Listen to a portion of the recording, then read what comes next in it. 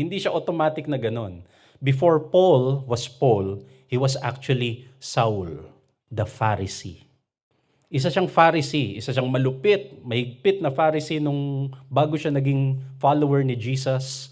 At isa sa mga talagang ginagawa niya, siya yung nagmamandate kung papatayin na yung isang follower ni Jesus.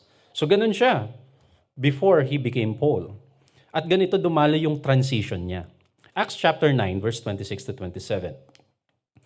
When Saul arrived in Jerusalem, he tried to join the followers. So gusto niyang maki-join. But they were all afraid of him because they did not believe he was a true follower. Then Barnabas helped him by taking him to the apostles. Barnabas explained how Saul had seen the Lord and how the Lord had spoken to him.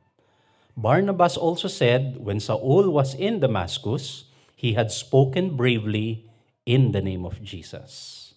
So, dun sa kwento, hindi automatic na inaccept ng kapatiran si Saul for very obvious and practical reason. Dapat naman talaga kinikilatis, and as I have said, dapat naman talaga wise and protective tayo. So, chine-check nila, baka ini-infiltrate lang tayo ni Saul, tapos maya-maya papapatay na pala tayo. So, hindi automatic na accepted si Saul. Hindi siya agad-agad na, Paul, ang bait-bait. Hindi siya kagad ganun. Buti na lang, may Barnabas. Si Barnabas, doon sa binasa natin, siya yung nag-endorse kay Saul. Kinwento niya doon sa mga believers, lalo na doon sa mga leaders ng kapatiran na, ano na yan, nag-transform na yan.